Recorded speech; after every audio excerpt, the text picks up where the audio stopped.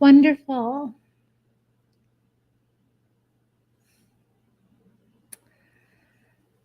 Okay, it looks like I'm live. We'll give it a couple minutes for people to come in and start viewing. Title is pretty self-explanatory, but I thought, you know what? Why not just go on and say it, because it needs to be said, right?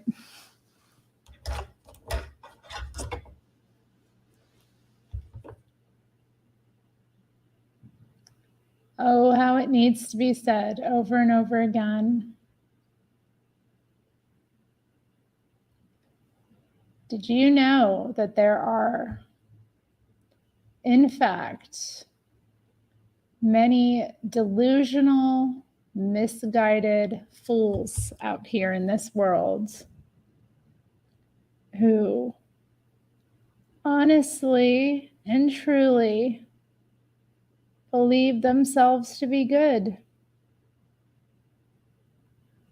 I do not understand it myself. How does one even come to that conclusion? How do you live an examined life and actually draw that conclusion about yourself? Miriam, welcome. Yeah, I was wondering, it took me a bit longer to get on here than I would have liked. So I was like, I wonder if Miriam will show up. But I'm glad you did, honey. Nice that you're here and you're my first chatter. I suppose the alert system worked, the little bell with the notifications that come on. For those of you watching, if you want to get alerted to when I go live, because you know I like to go live, you got to tap that little bell next to the subscribe. It just works. Okay. How do I sell this message? I know it's not an easy pill to swallow, but the beginning of wisdom is, well, fear of God is the beginning of wisdom, obviously, but after that, we have to recognize our own nature as being inherently flawed as human beings.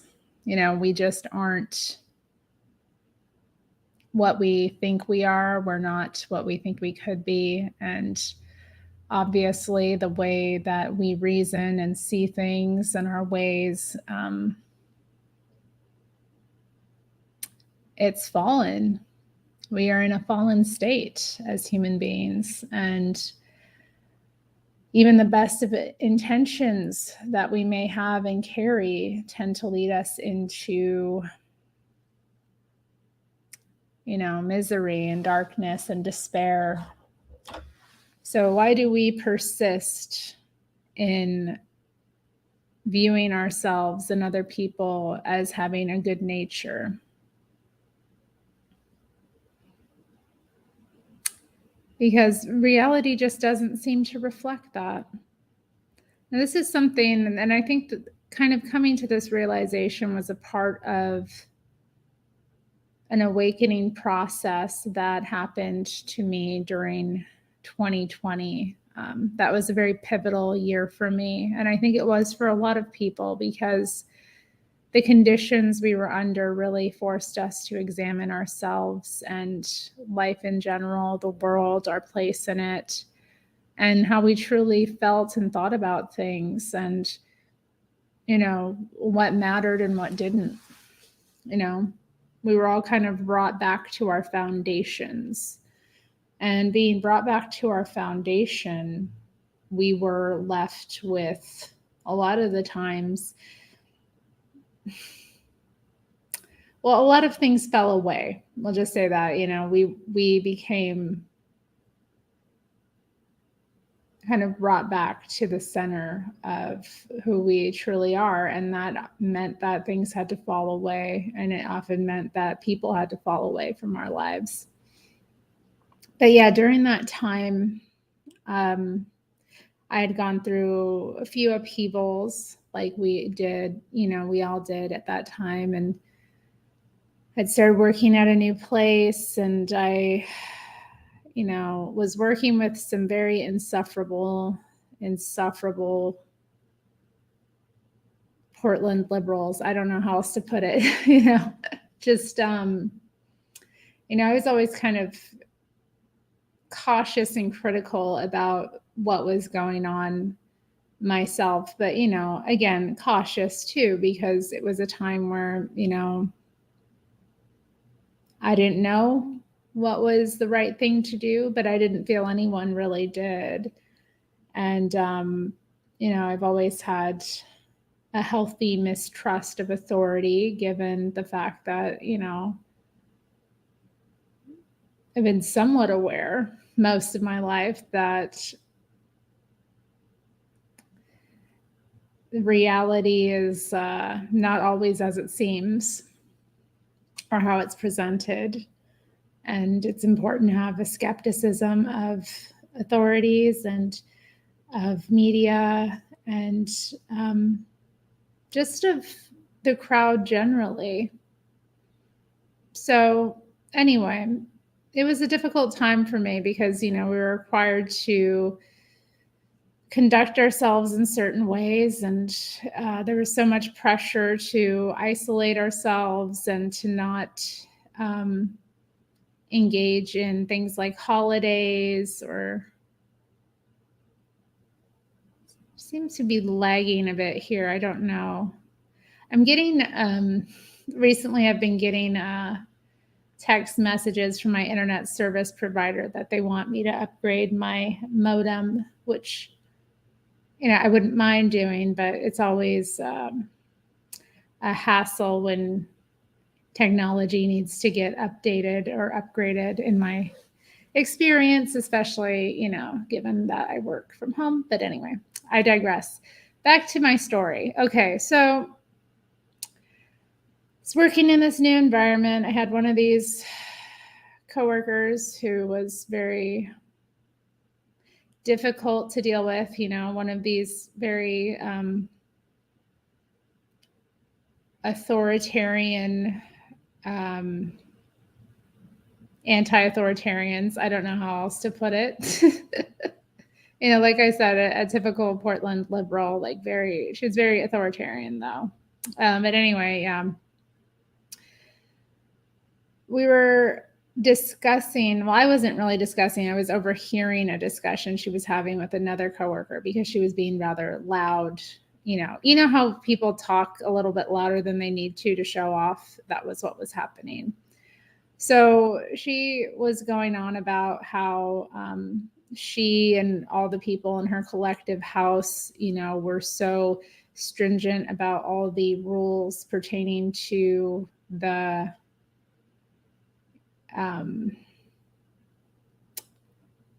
big C word.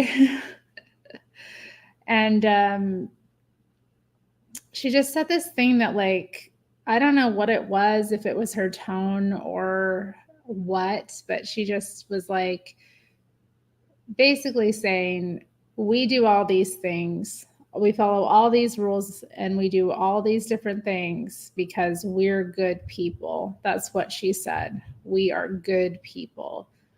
And I kind of in that moment when she said that, I got this chill run down my spine. It didn't feel good. You know what I mean? It felt bad. And it kind of sat with me. It kind of went into my stomach a bit. And I kind of was feeling some kind of way about it all day. I was I've seen a bunch of mass hysteria. I've seen people condemning each other left and right. I've seen people going after one another, but I haven't really heard it put in those terms yet that, those who behave the way that we do are good people, and those that don't are therefore bad. And I kind of had to just sit with that. And I went home and I actually I don't know, it's spiritually affected me. Because I was man, it just kind of came to me. I'm there are no really good people, are there? That's not a thing. Good people, what the heck is that? Like, and how deluded do you have to be to, like, how unaware do you have to be of your own self, your own selfishness, your own fallen state that you're in as a human being? Like, how do you, like, go through and analyze your life and look at everything you've done and actually seriously, unequivocally say out loud that you're a good person? Like, it bothered me, it affected me, and I still, to this day, like, when I think about it, it's just like, God, that was so weird. Like, I know myself too well. And, obviously I'm not the worst out there, but a lot of people think that they're good just because they haven't killed anyone, they don't break any laws, or the laws that they do break, they don't get caught breaking them. You know what I mean? Like, people have, like, a really skewed perspective about what makes them good, or they think that, they do good works and therefore, like, that makes them good. It's totally flawed reasoning, and it's downright dangerous, because it's not real. It's an ego thing. And what's the other thing? Like, I think in that time, I also experienced a great deal of ego death. I don't know how else to put it, but, like, all of this false self, all of this false identity fell away.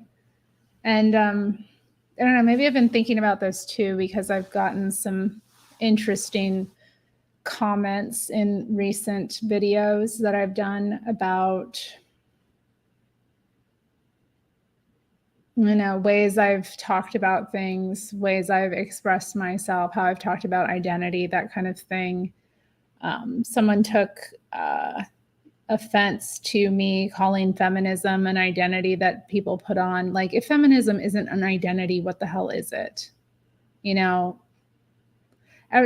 People don't even, like, really understand what identity is. Feminism is identity politics, period. Like, this is something that I knew and I talked about for years. Especially, like, in the discussions around identity politics, people don't really understand what that means. Identity politics are most of politics. Most politics is about identity at the end of the day. Most of it is about who we think we are. And how much of what we think we are is, like, how much of that is even real as well. Like, so much of what we believe about ourselves is, again, filtered through flawed reasoning in the first place. So anyway, take another sip of my lemonade here.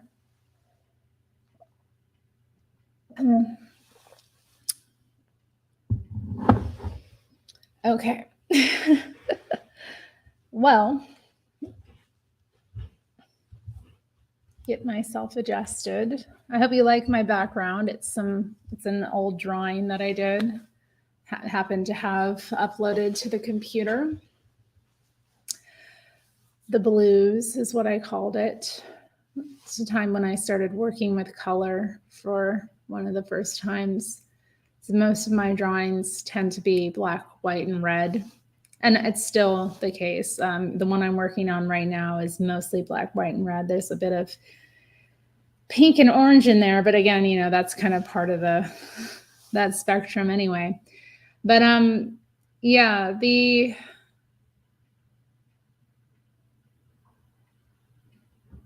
beliefs we have about ourselves, like the beliefs about our identity, and the ways we war against our true selves and nature as well. Like, I just don't understand. I don't understand. I think, like, this isn't also a big part of why the The decline in religion has been a problem in the past several decades, at least in the USA where I live. It's been a problem because people don't have a grounding sense of their own fallen nature. And when people don't recognize that and they're left to kind of wander about the world being told this kind of really insane, now that I unpack it, like follow your heart nonsense, people's hearts are not often in good places.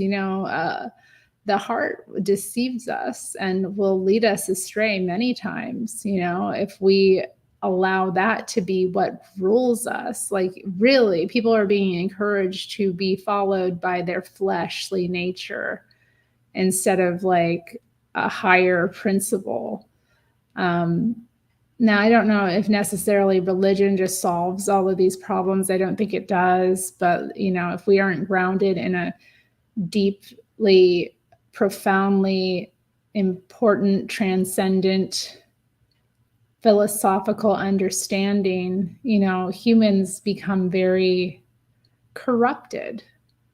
If we're all out here following our hearts, following our joy, chasing the next high, chasing the good feelings, then the hard work of life and civilization doesn't get done. Oh my goodness. And the way things are right now, it's so stressful. Like, I don't know sometimes how to interject or intersect into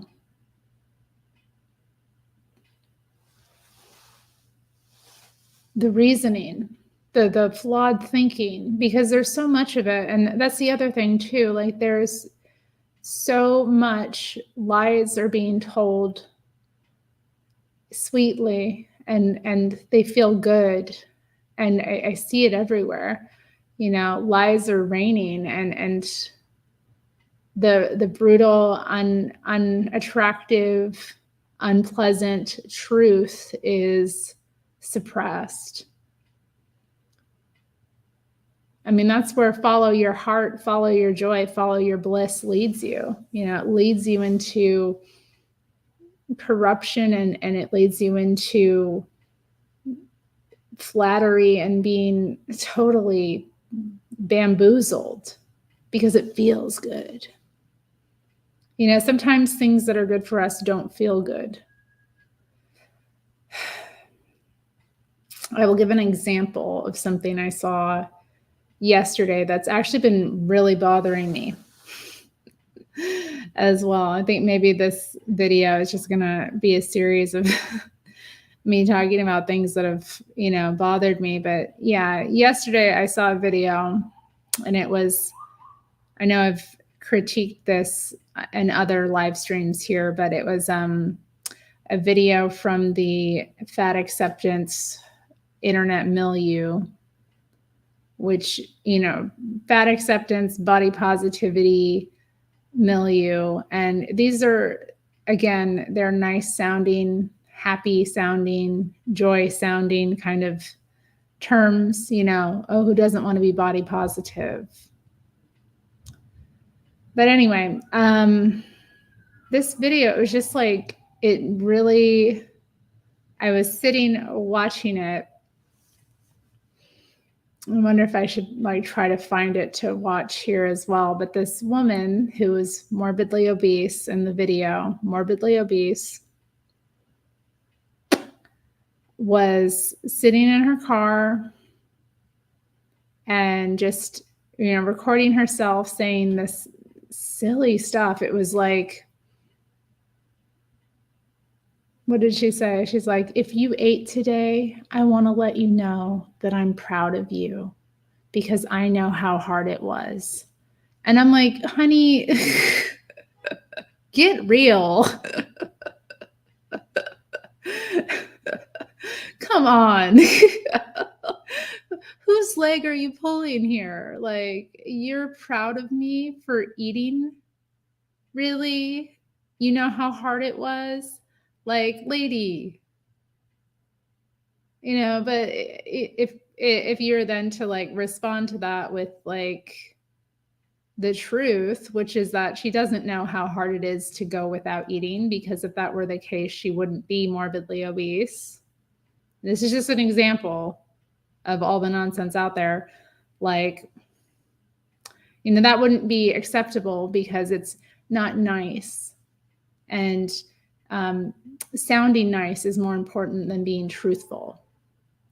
But that kind of nonsense, it's the kind of thing that is so prevalent in our culture today, where lies are being wrapped up in this sugary sweet verbiage, and ultimately it's poison. They're wrapping poison into these sickly sweet little candy wrappers, like, here, take this. Doesn't that taste good?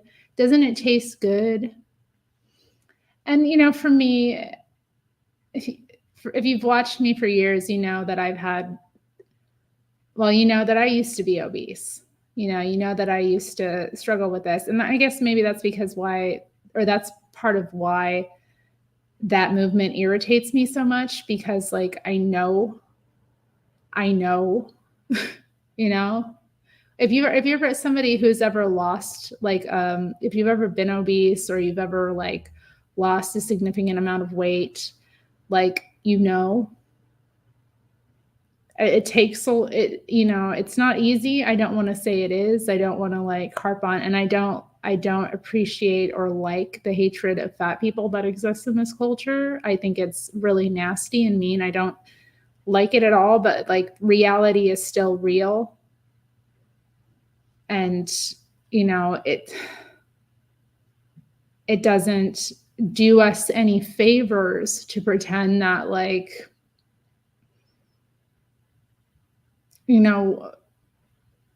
this is not a result of something, like, for me specifically, I did not, a lot of these people do have binge eating like disorders, that kind of thing. Like, they binge a lot.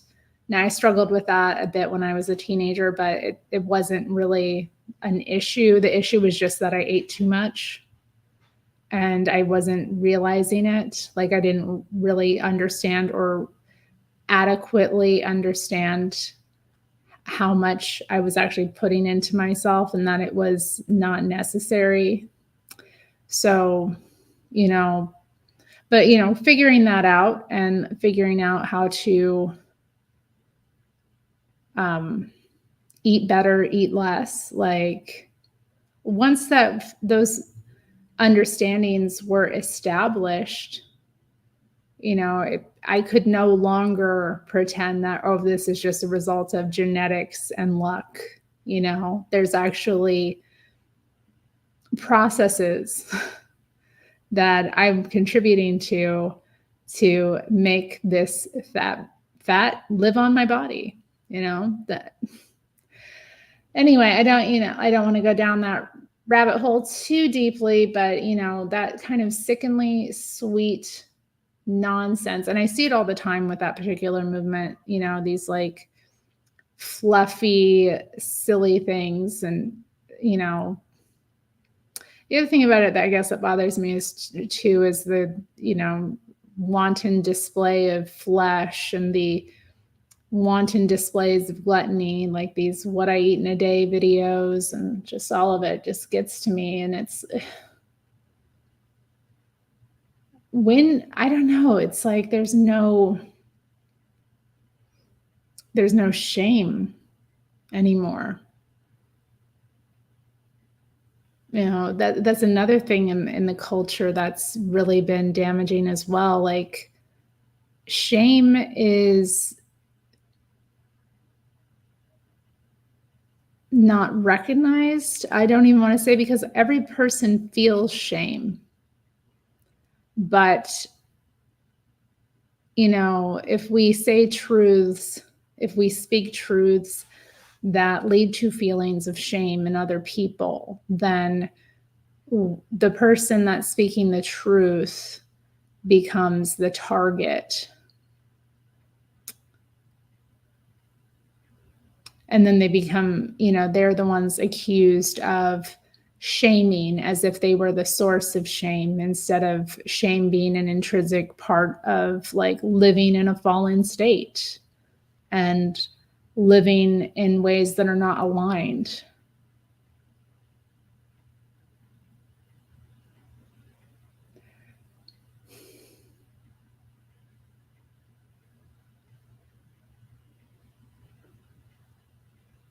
But people are just supposed to, go on about their business and never be criticized for anything. And, if any criticism brings up the fact that what's going on is deeply destructive, then it needs to be, labeled shaming, and it needs to therefore be, silenced and put to bed and, vilified, despite the fact that it might be the only, even though it isn't nice, it may be the only truth that's being exposed. I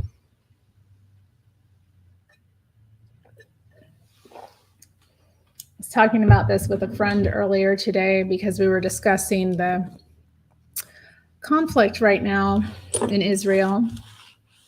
And I know, Miriam, if you're still here, this will affect you. And we were talking about the number of people who just mindlessly share these infographics about statistics about Palestine and this, that, and the other. And, they never really stop to think about how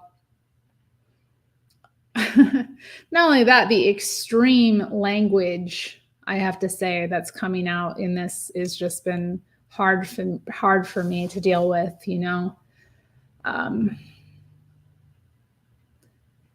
it is really hard for me to deal with, just hearing this language, calling people who live in Israel settlers, as if, going on about settler colonialism as if they're not settlers living in a colonialist empire themselves, and they're having no empathy for people who are in fact hardly any different than them, and as if the US itself wouldn't respond and hasn't responded to attacks like this with even more ferocity. I was thinking about this too. I was thinking about the September 11th attacks and how the US responded to that.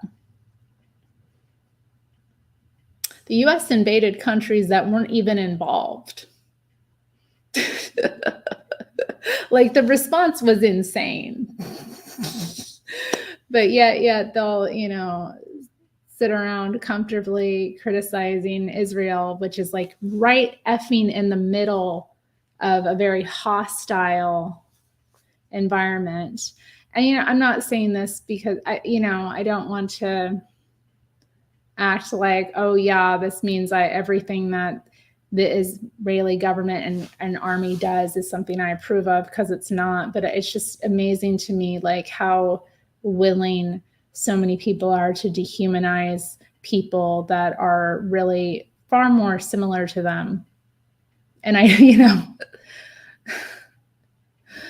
it's been, but again, truth is the first casualty of war, isn't it?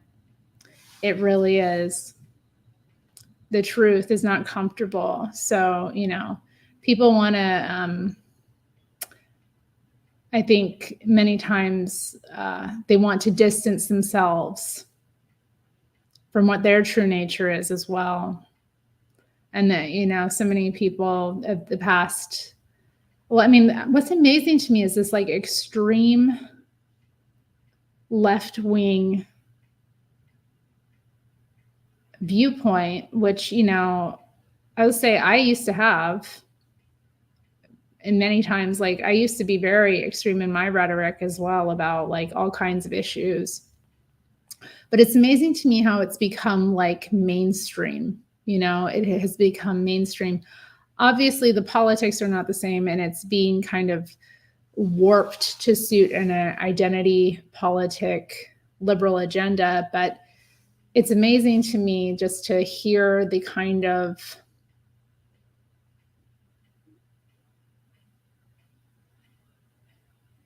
very, very destructive tendency of a lot of like extreme left-wing politics becoming so mainstream. For example, I mean, it was recently Columbus Day in the US. That has become Indigenous Peoples Day in many states, and just the rhetoric around Christopher Columbus himself. And, I sit there listening to it or reading it, and I'm like, man, you're so angry about a system which you profit from. You're so angry. Like, what are you like? I just read I have to roll my eyes sometimes. I have to roll my eyes. Like, we're all living in the circumstances we are by circumstance. It's by chance. It's by chance that I was born into this nation, to the parents I was, to the time I was, just like every other human being on the planet. But yet you're going to have this like vile attitude and just destructive mentality about the place you live, about the people you live around. You're going to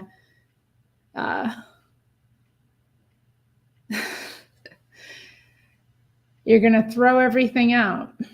And I guess, someone too recently on another video, or maybe it was the same one, I don't know. I had a lot of feedback on my video about feminism making people crazy. A lot of it was crazy because, again, feminists are crazy. I'll just put that out there. They're crazy. I know, because I was one. So I know a lot of feminists, and I know how crazy they are. But anyway, and they continue to reveal themselves to me and their craziness. But yeah, somebody called me red-pilled, and that was kind of like, man, what? I just feel like sometimes people don't get me because, this is the thing about what happens when you actually do the work of depolarizing yourself. And it's a process, it doesn't happen in a day, but when you really start to work on yourself and stop being polarized, you get your power back, and you're not so easily manipulated by the forces that exist outside of you that want to manipulate, your polarization. Because honestly, like, all of these people sharing their infographics and tweeting and social media posting about their views about a conflict that they're not even involved in. That, they don't have any, reference point for the reality of either. You're being used when you do that. When you're polarized, you're being used to serve agendas and forces that you can't even comprehend or understand, which is the importance of like not going with the crowd, not following what everybody else is doing, not going along with, wherever everyone is talking about something, that's a good time to shut up. You know what I mean? Anytime everybody is going on about something, silence is usually the best response, because honestly, we should always think before we speak. It's in those moments that sometimes silence is the best option. Sometimes adding to the conversation takes, it usually does, actually. It usually does. And it's usually a big energy suck as well. Like, you get all your energy sucked out because you choose to speak about something that you don't even really know is real or not. Like, you just don't know. It's not really in front of you. It's not something you really understand. But there's all this pressure, all this pressure. And I'm sorry, y'all have been chatting. I haven't been responding, but shout out to Art Curious, who gets me. It's nice when people get me. A lot of people don't, so I appreciate that. I feel like I'm not understood. My whole life, why does nobody understand me? Do you like my background? And TunePick says, I think they call anyone red-pilled who's coming out of the fog, so to speak. It's really silly, you know. I've talked about in other streams, like, I don't like this, because for some reason the black pill thing got brought up in another stream. I don't like this conversation around pills. Like, I don't identify with that at all. No, of course I'm not red-pilled. I am a free thinker. You know, I took the strange pill a long time ago. I am an individual. You know, I don't go along with crowds. Anytime the crowd is like booing or clapping, you know, I'm not gonna feel, and I just don't feel comfortable that way. I'm always like going to kind of orient myself toward the margin, because I just do not feel comfortable being in the midst of that, like, regardless of what it is. So, like, I don't know exactly what about my content could be like considered red pill. I'm sure there are red pill creators or people who are part of that milieu or who identify with that I could agree with things, you know, of course. But I can find that with any human being. If there's some human being where you can't find some level of, you know, camaraderie or agreement, like, that's really rare. You should be able, regardless of where somebody is coming from on whatever political spectrum or any other walk of life, you should be able to find common ground. I mean, human beings are not that different at the end of the day.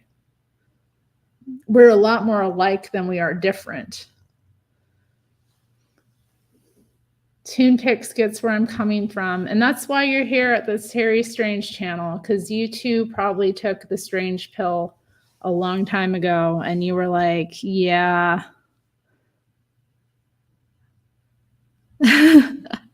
I'm gonna stay out of this stuff.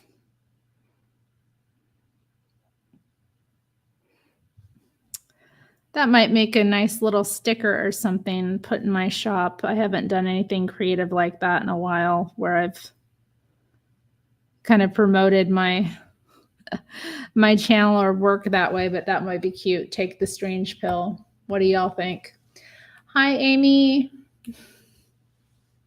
Good to have you here.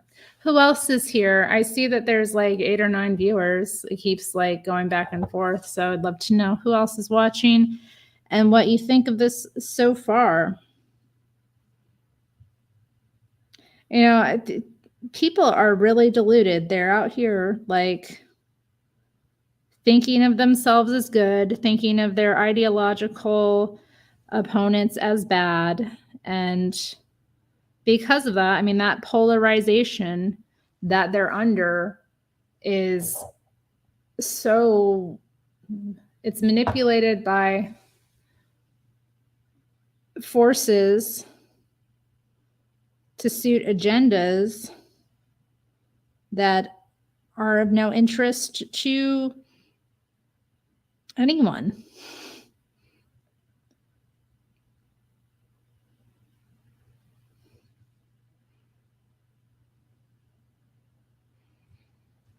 But maybe this gets back to the nature of like good and evil, you know? And I've been thinking about that a lot as well in my own life, you know, and as I've kind of come back to my faith. Good and evil are real, and they're in constant battle on this earth, you know, and it's so easy to get caught up in, you know, through our polarization as people into serving the forces of evil. You know, it really is. It really is.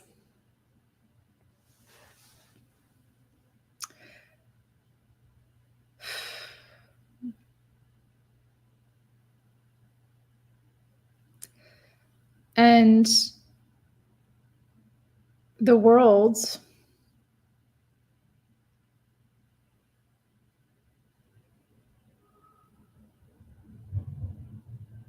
is the devil's playground. You know, when you get lost in the world, you lose your soul. You'll go down so many paths of wickedness. You will stray from the truth. You will lie to yourself. You will lie to others. And it's so easy to get caught up in the world. It's so easy to get caught up in this because, you know, these forces are used against us, like the polarization thing I've talked about.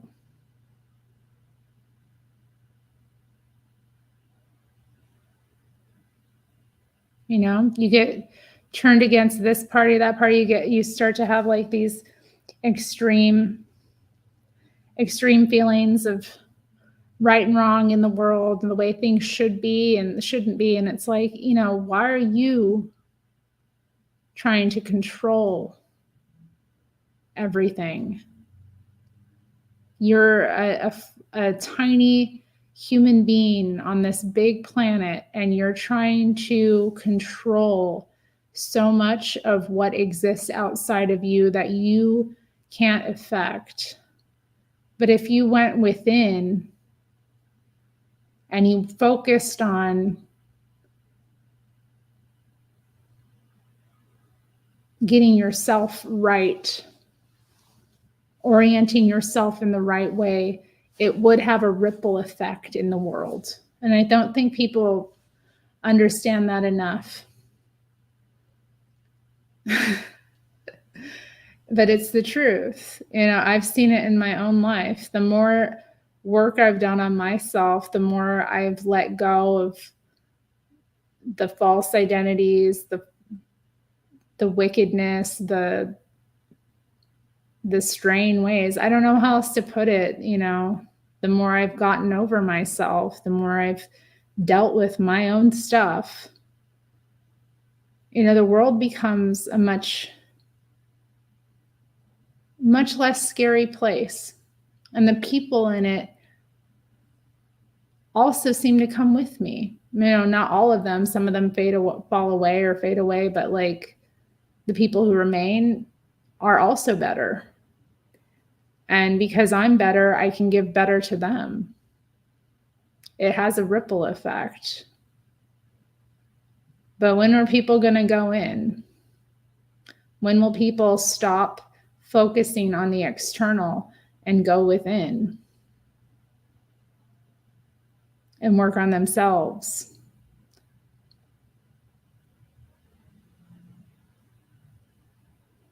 And actually come to grip with their own natures, you know, come to grip with the fact that they don't know everything, that they are not good, that they ultimately are not good.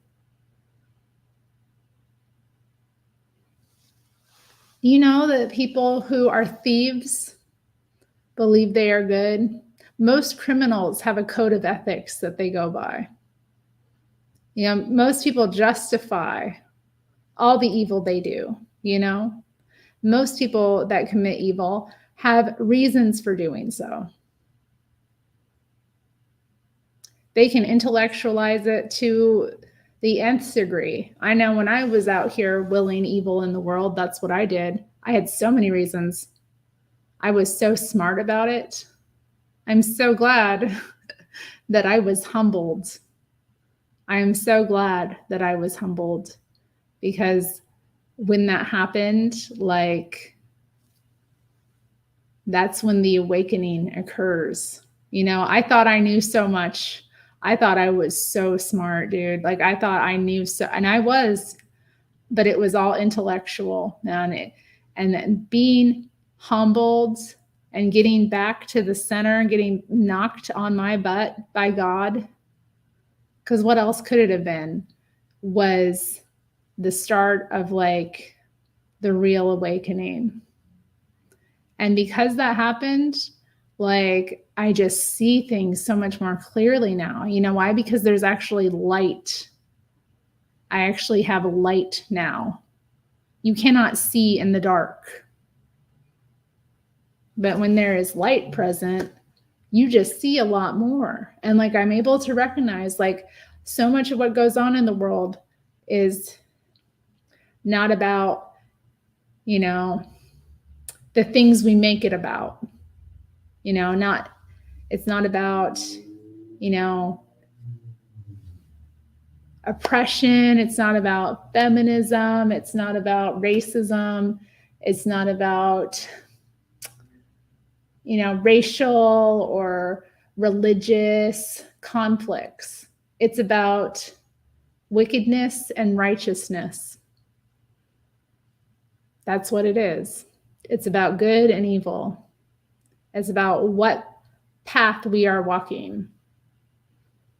And people from all walks of life, all nations, all backgrounds are dealing with the same problem of being in that fallen state and needing to walk the right path. But it's a narrow path and few are on it. And the people who think they're on it, they think, you know, often aren't. And that's the really terrifying thing about the world. And it makes things challenging. I'll just say that it makes things challenging. Y'all have been chatting. Okay, whoa, okay. Roll call. Ava is here. Or Ava, love listening to me. Thank you. I'm glad you enjoy Army of Me. Oh, well, I'm glad that you caught me. Army of Me. This is an interesting comment. I've never heard the term black pill feminist. I am curious if you would expand on what that means to you. It doesn't sound like a good time. I mean, a black pill, that doesn't, from what I've seen of like black pill content, it's pretty dark. And they think it's the truth. That's the thing, you know. I talked earlier in this stream about how the truth isn't always pleasant. It doesn't always feel good to hear, but like these people, there is also a point where like people are a little bit too dark, you know, a little bit too removed from the facts, because there is, again, we talk about evil existing in the world, but good exists as well. And good is much stronger than evil. That's something that I realized in 2020 as well. You know, I had a lot of really interesting things that happened, and I saw things like, I don't even know how to describe it. I don't even think they were visions, but I saw like darkness descending. Maybe they were visions. I don't know how else to describe it, but I saw like the darkness descending, and how it was, I don't even know how to describe it, but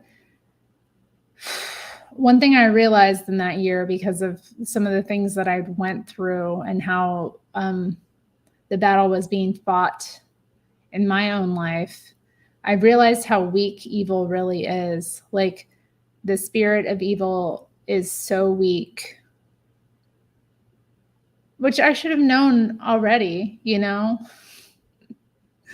I mean, I've heard that message how many times. It's, you know, the forces of good try to put it out there as much as they can.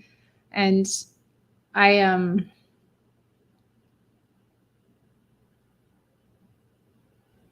I really love that, like, Smith's song, I Know It's Over. There's a line in it that says, "It's so easy to laugh, it's so easy to hate. It takes guts to be gentle and kind." I mean, yeah. I'd heard it for years, but it never really dawned on me that true power, the truly powerful in this, it doesn't look how we expect it to. Real power doesn't look how we expect it to. And goodness is actually far stronger than any sort of evil or darkness could pretend to be, because it's ultimately a weak spirit that drives evil.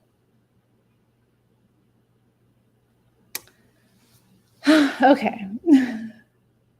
It's so nice how y'all are saying hi to each other. I like that. I like that habit in chats. It's nice to see. It's nice when I'm in a chat and people say hi to me. So I just have to say I'm enjoying that.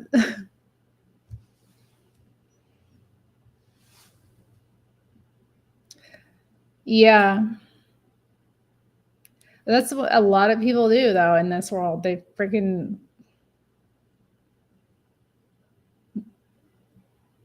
think that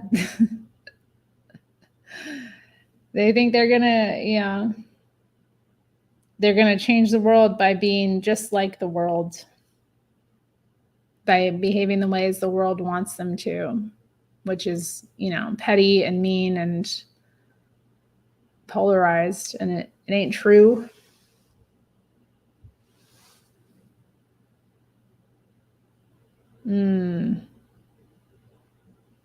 It's deleted subreddit. Well, I guess that must mean that their creators got over it.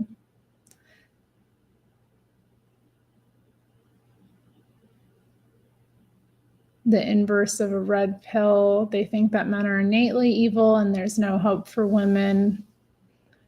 They hate handmaiden women almost more than they hate men. Honestly, a lot of it was indistinguishable from misogynistic men. I wonder if some of the feminism that I was involved in could fall under that kind of category. Because I often had women complain that I was a misogynist. They're like, "I've never seen anyone hate women like you do." And I'm like,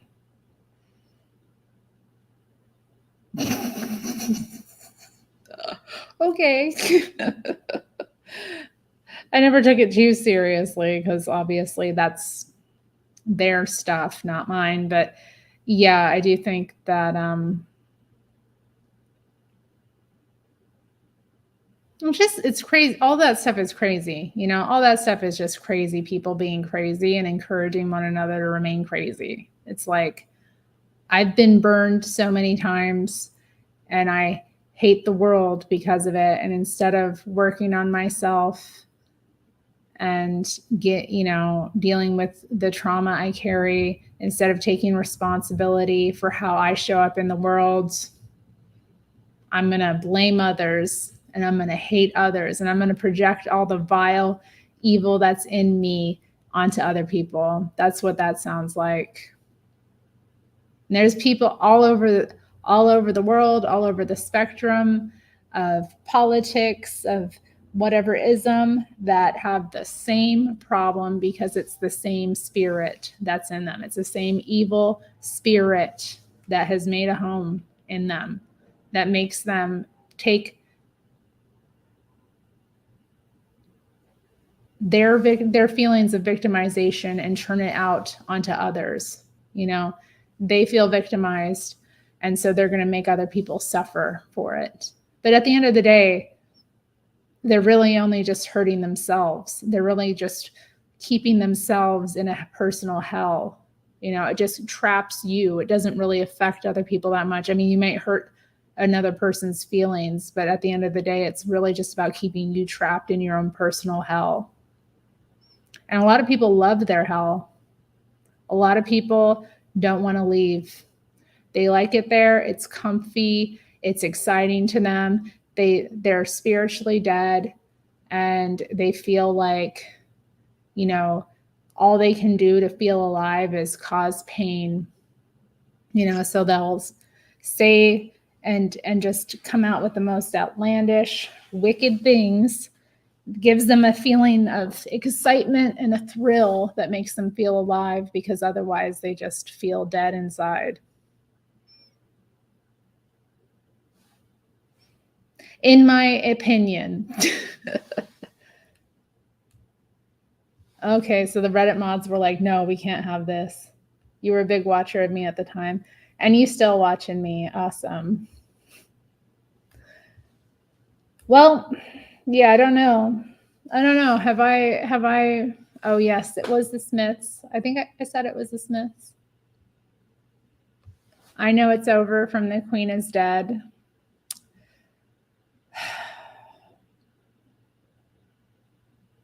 The message is like, the truth is out there, you know, the true messages are out there.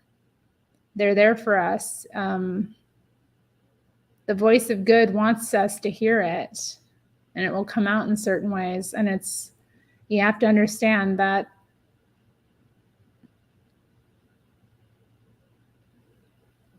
what appears weak in the material world often takes a lot of strength. You know, it takes a lot of strength to hold your tongue when everyone is telling you to speak. It takes a lot of strength not to go along with the crowd. It takes a lot of strength to be your own person. It takes a lot of strength to be an individual when everybody else wants you to conform, be a part of something, wants you to identify with like things of the world.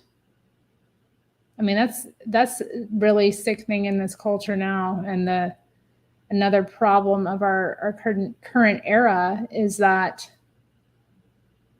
so many people are lost in these worldly identities that they don't even know who they are. They couldn't even tell you. But thankfully, some people are waking up too. You know, I hear from them from time to time, and it's nice. You know, people that I knew back when I was crazy who will tell me, you know, that, I don't know, I had someone last week write to me and she said, you know, that she's just her. And I was like, that's awesome. It's so nice to know that like you've reached the point where all of that false identity is meaningless to you and you're comfortable just being yourself, being humbled, being you. Why do we have to like have all of these things next to our name qualifying what we're allowed to say, what we're allowed to speak about, who we're allowed to be, how we're allowed to express ourselves? You know, it's so atomizing and dehumanizing, you know. And let's just get into this to open up this can of worms. But the number of people who I hear also, I talked about holding the tongue, which is important, but the number of people who think they don't have a right to speak about something because of whatever worldly identity they think they have.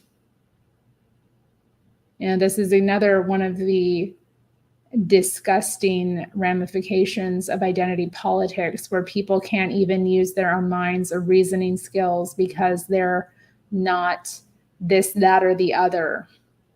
So you can't use your own mind to determine whether or not what you're seeing and hearing is valid or not.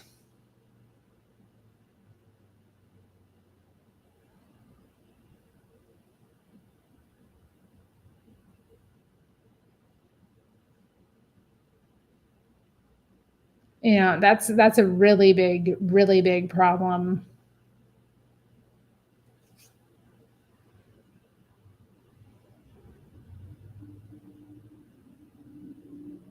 And again, what drives that? What causes people to think that? It's a spirit of evil that causes that. And it's a spirit of like weak power grabbing. That's the thing about evil. It seeks to grab power in the most underhanded ways. That's the thing too about like the whole victim mentality that a lot of people get sucked into, and that gets regurgitated in the identity politics of our age. Like people get, like let's see this, like just for example, like because this is really something that came up a lot, like with feminism, women talking about feminism, or issues related to women in the world. Like so often I would see people saying like if a man had an opinion about it, he wasn't allowed to. Like, excuse me, allowed? Is he not an individual with his own reasoning capacity? Like, you don't have to care what someone else thinks. You're free to continue to do what you do. Somebody else having an opinion about whatever you're into really doesn't matter at the end of the day to you. But the idea that because of somebody's like identity in the world, or not even identity, because like being a man isn't an identity, but whatever, I always found that so like, or I don't want to say I always did, but like over time, like I've kind of grown to see just like how stupid that is. Like, you can't talk about this, or you can't think about this, or your opinion isn't valid about this. I'm like, who are you to validate anybody else's opinion? I mean, opinions, everybody has one. They're all as valid or invalid as one another. Your proximity to the cause just makes you feel more personally attached to it, but it isn't always, doesn't make you more right, I guess, is what I'm trying to say. It's just, but that's everywhere. And it's about, it feeds into that victimhood mentality that is so easily exploitable, because, people feel like victims. They're more easily polarized and, more easily controlled. As long as you stay in that small little feeling, those small little worldview and feelings of reality only existing as you have perceived it in this particular instance,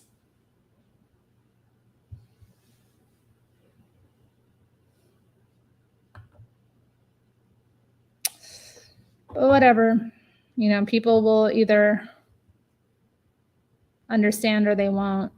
But I think we'd all do a lot better if we let ourselves be bigger. If we let ourselves be more open. Because honestly, like, what does that do? That just makes you weak. It just keeps you weak because you're not really able to articulate. You shut down another person just because they're not, oh, well, you're not allowed to have an opinion about that because of who you are in my perception. Let me reduce your whole being to some facet of your selfhood, which is completely beyond your control, which is just a matter of circumstance of birth. I don't know. It's wicked out here, man. People are sick.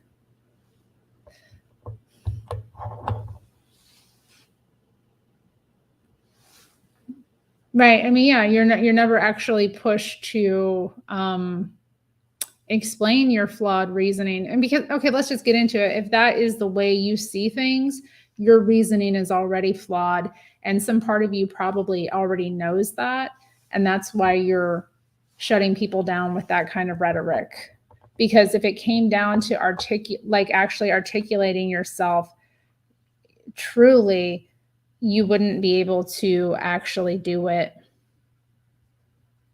I mean, that's really how I see it. Like, if it came down to really articulating yourself in actuality, what you would come up with would be the most dumbass thing that really wouldn't really make you or your cause, whatever it is, come out well.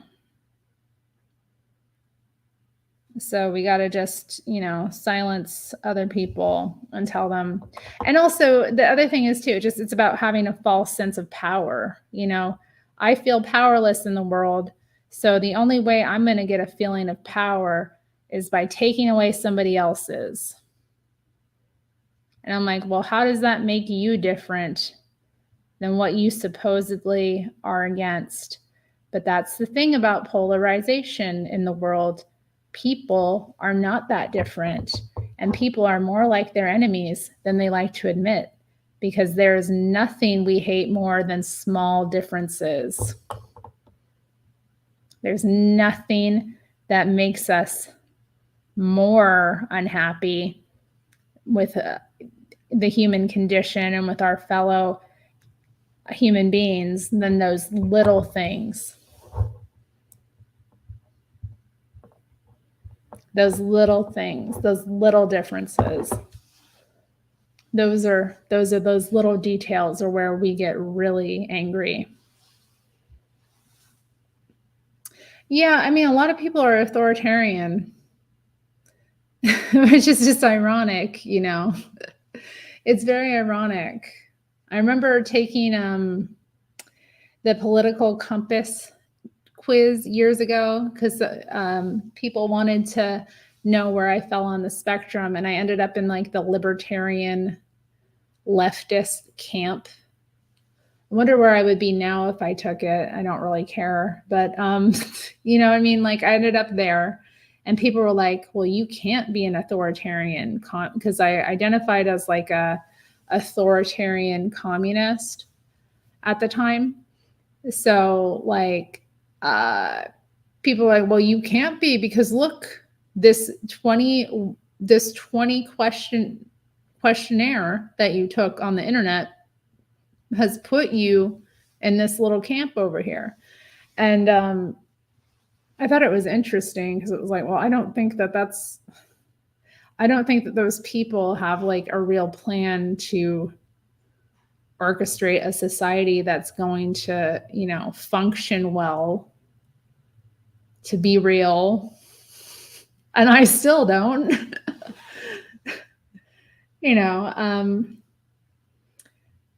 but you know, in my personal attitudes, yeah, of course I'm pretty like live and let live and libertarian. Like my personal attitudes don't necessarily reflect the full details of how I think a system should be run. And you know, at nowadays, like I don't even have any clue how a system should be run. To be totally honest, I don't like what does it matter? I'm not in that position anyway. I have my little world that I manage, and you know, do I even do a good job of that?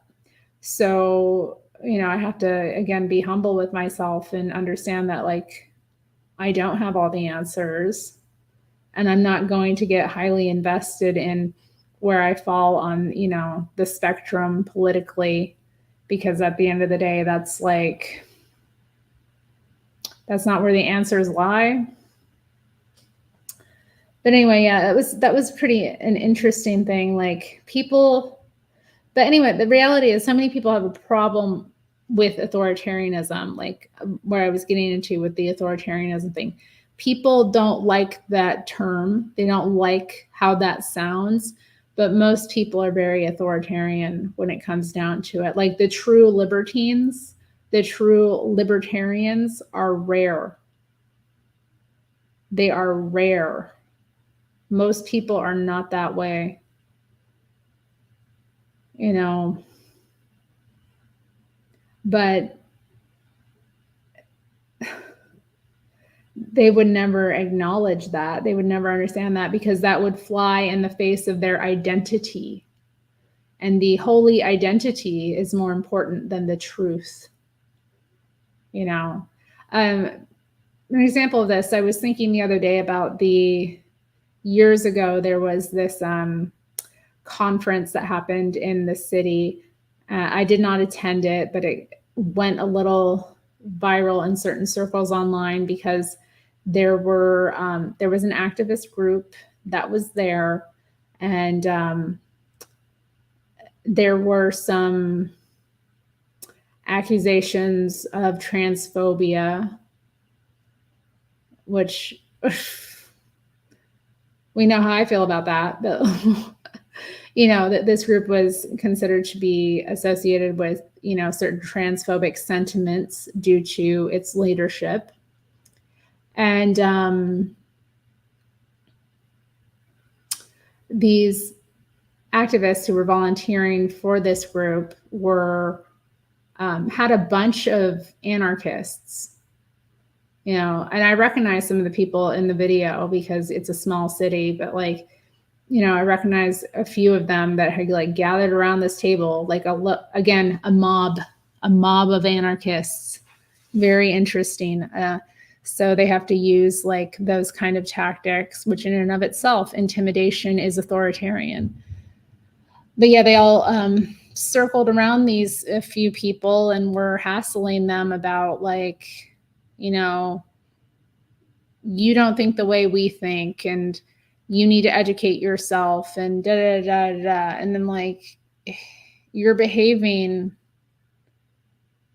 in a way that is very authoritarian. Are you sure that you're an anarchist? Because like your nature seems to be very authoritarian. It seems to me that when people are in disagreement with you about one thing, you fly off the handle and need to control and silence them and stop them and intimidate them. You need to pull out all of those authoritarian tactics.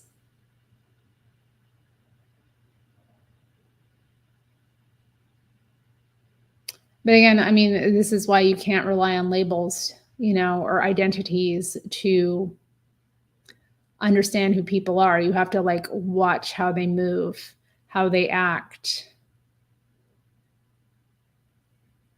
Because, you know, there's nothing that anyone could say to someone in that position that would make them question themselves, because again, they feel justified and righteous, and they have the intellectual stuff worked out in their mind that they're like fighting oppression. So therefore, because they're fighting oppression, they're justified in whatever actions they take.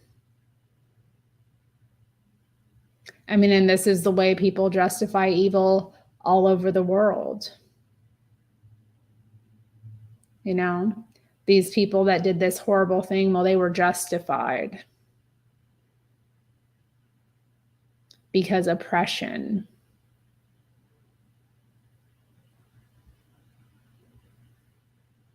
It's all very thought stopping, and, you know, it's authoritarian. You know, and most people need authority, right? And because they've given up on God and God's authority, they're very lost, you know.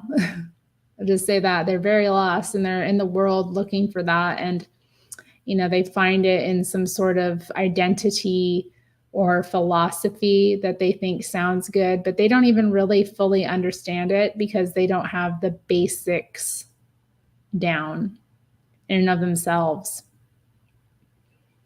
And so they remain lost, and they remain wandering, and they remain, you know, acting in ways that are totally incongruent with what they profess to believe, what their professed principles are.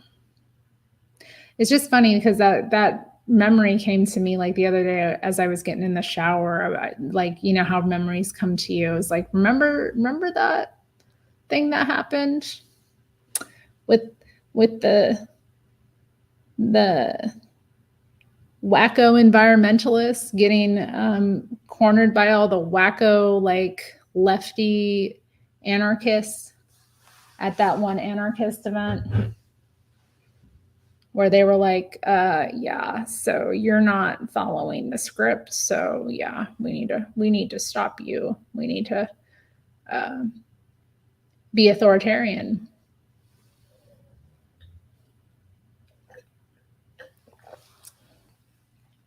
People don't have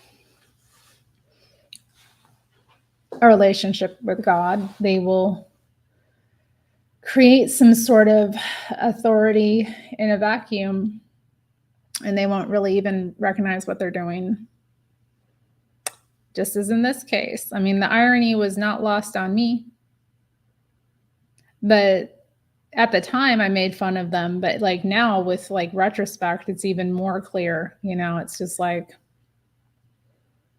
man, they really had no idea.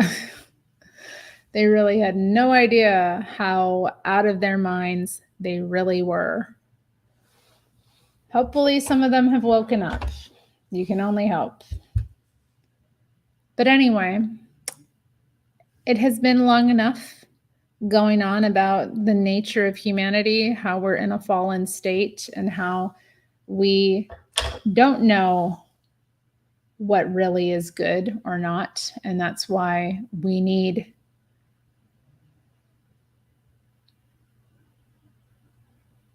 to return to the Word,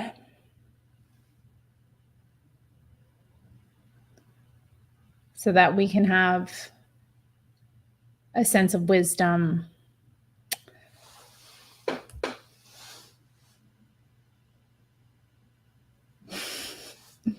Well, there's just a lot of protesting is just that. It's just people seeking thrills. They're just seeking a sense of feeling alive. They don't care. They don't really care. Like, I mean, they think they care. They think they care very deeply. It's happening right now. I mean, how many of these, you know, protests around the US that have been occurring, that have resulted in, like, you know, fighting and destruction and all of that. Like, how much of that is just thrill seeking? How much of it is just people looking for a sense of feeling alive? You know, they're spiritually dead and they need to hurt somebody else to feel something. That's all it is. They're lost, and there's something to do to go feel alive for a moment. But at the end of the day, it just will never give them what they're looking for. Because what they're looking for is peace. But they haven't gotten tired of the hell yet. You know, people like that are still living in hell. They haven't gotten tired of it. They're going to stay there and until they wake up and get tired of the pain. Like, that's just how it's going to be. But most people, being authoritarian, being addicted to pain, being addicted to their fallen state, reveling in it, needing to be excited and thrilled, being incapable of even enjoying peace. Like, they see peace as boring. They see, like, just think about this, like, how many people in relationships, you know, or how many people dating in the dating world are seeking a thrill. You know, they're seeking excitement. They're seeking like a rush. You know, they're seeking just these feelings that are, they're thrills. It's at the end of the day, it's thrill seeking behavior. They're seeking some excitement to spice up their mundane life. And the only reason their life is mundane is because they're not awake, they're asleep, they're spiritually dead. And so they want someone else to come in and provide some excitement for them. And then that happens for a while, but then the feelings dissipate once they get used to the person, or like they're just seeking some drama, you know, to spice things up. And the thing that scares them most is to have like a boring relationship that is based on mutual respect and peace. You know, the idea of like living in peace to them is horrifying, because like in peace, you know, they have to like face all the demons that live within them, screaming, like they have to actually confront that. That's because that's what it is. Like, these people cannot be still, because when they are still, that's when like the torturing begins. But anyway, this stuff is real. I don't know what else to say. Like, it's real, and you can either believe in it or not. But like at the end of the day, like, that's what's going on. It's spiritual warfare out here in the world, and like so many people are in hell, and they don't want to return to a feeling of peace. They don't want to be at peace. They love it. They revel in it. It excites them. And they'll never recognize that they're in a fallen state. And they call it good. They call it being a good person. You know, being good means to be miserable and to enact misery on others. Being good means to condemn others. That's what good is. Being good is to justify killing and kidnapping and hate. That's good.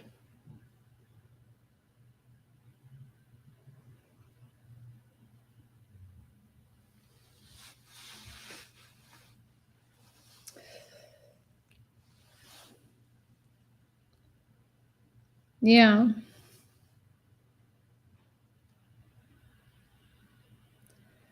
I mean, yeah, anger, if you have, this is the other thing I want to talk about.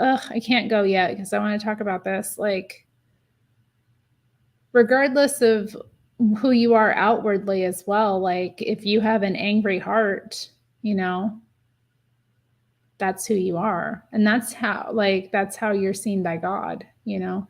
If you have a hateful thought, that's who you really are. If you have a lustful thought, that's who you really are. And a lot of people don't want to like take that in, you know, they don't want to actually sit with that and be like, wow, you know, my nature is not good. Just because I don't act out on it doesn't mean that it's not there in my heart, that that evil doesn't exist, you know. I had that when I got impatient the other day, and I thought something unkind, you know, I had this unkind thought kind of come up out of me, and I paused for a moment, I recognized it, I was like, you know, and I had that thought, I was like, you know, it was a reminder, you know, my nature is not good. You know, I had a mean, angry thought. That's who exists in me. That's who dwells in me. That spirit of anger is there. And like, you know, I do what I can to not feed it. You know, I do what I can to let it die, but it still comes out sometimes. And it's like, where do those thoughts lead? They're not to good places. So how we act is obviously very important, but like ultimately we have to recognize in ourselves, like, you know, we get angry, we have thoughts that are not good, we commit sins in our heart that we maybe don't act on, but they're there in us, those desires. And that's why we have to, you know, put ourselves under the direction of higher power sometimes, you know, and like we have to relinquish our own ego that's telling us, you know, I'm a good person. Doesn't mean anything. It doesn't. You know, let that good person identity, let that good person ego die, and, you know, face the reality of who you are, and humble yourself or get humbled. Because you'll either humble yourself through your own wisdom, or you will be humbled through your own folly. And that is painful. That is painful when that happens. You know, you will be grateful for it in time, but, you know, catching yourself first is always better than like getting humbled, you know, by your own folly. So yeah, just want to touch on that too before I go. So thank you for bringing that up. I did want to talk about that. But anyway, I think I have gone on long enough today about the nature of humanity and how it is not good and how we are not good.